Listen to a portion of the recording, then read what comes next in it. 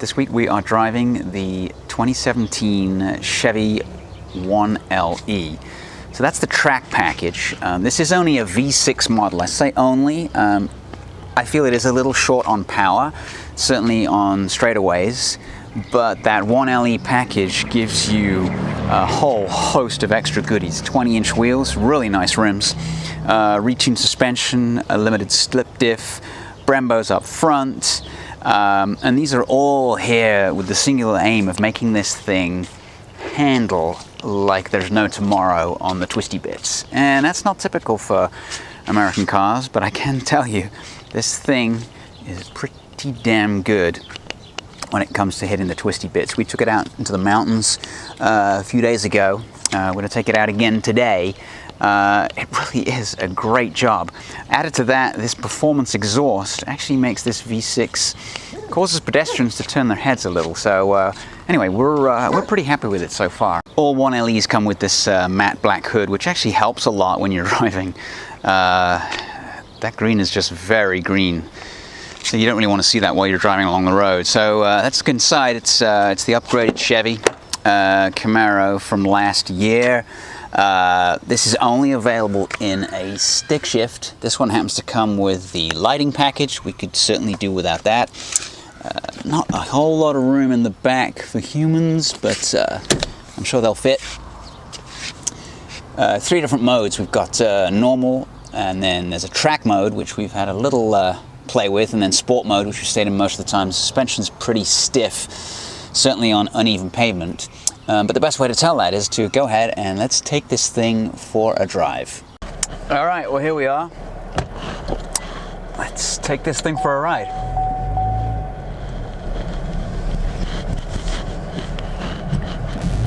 Pretty forgiving clutch. It's got a short throat gearbox,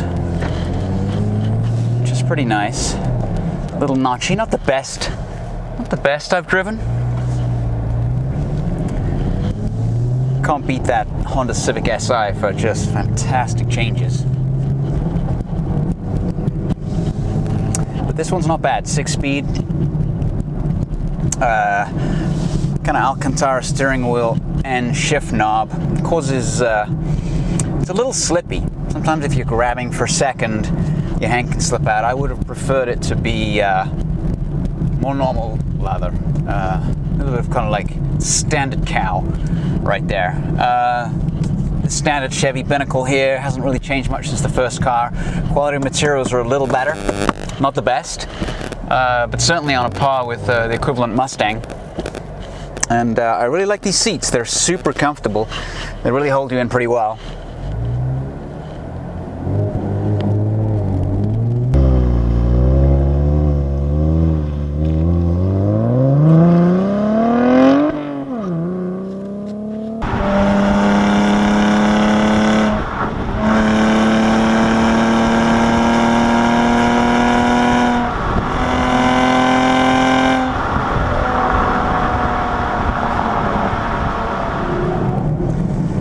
Exhaust sounds pretty good. I'm sure that the V8 sounds positively evil.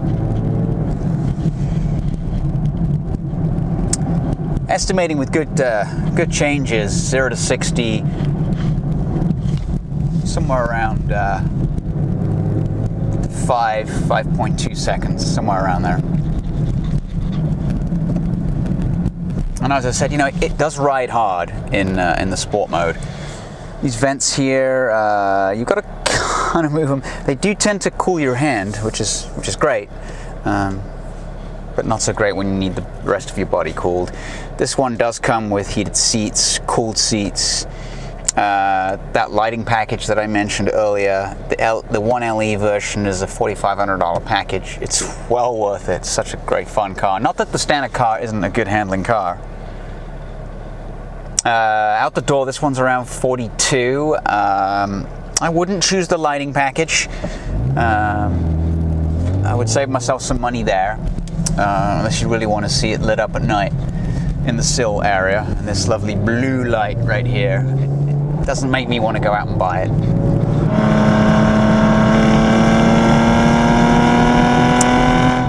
So being a V6, and it's a pretty good V6, it's a carryover, they use it in the Buicks. It's a good engine, but it's normally aspirated, so it does require revs. You know, it'd be nice if it was turbocharged. I'm doubting that Chevy would go that way, being that most of them are normally aspirated. And of course, you know, once you get up to the more powerful engines in the Corvette, you know, you get superchargers and stuff like that. So the trick with this car, and it's phenomenal when you get it on twisty roads, is to keep it above 4,000 revs. So you can hammer along in fourth gear between 4, 5, and 6,000 revs. It really does like to rev. It doesn't feel like you're overstressing it in any way, and it still continues to make that absolutely wonderful sound. Really good handling car. Did I say it was a good handling car? This is a good handling car. Now, we didn't get a chance to try it on a track, but I'm sure it would be fairly epic on a track. It does lack for power though on the straightaway. You could get slightly embarrassed by a Toyota Camry V6, but it's certainly very engaging to drive, and yeah, it's a stick shift. It wouldn't be the same in an automatic.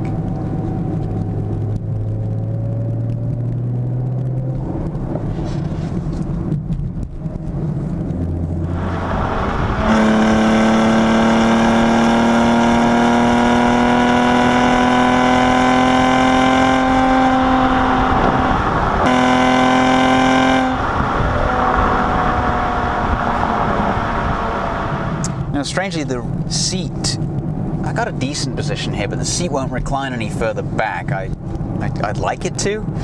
I try to make it go further back, doesn't want to. Didn't really ask Chevy why, but I have seen on various different forums that this is a thing, and that they don't go back quite as far as you'd like. It's the only car ever that I've heard of that won't let you recline the seat.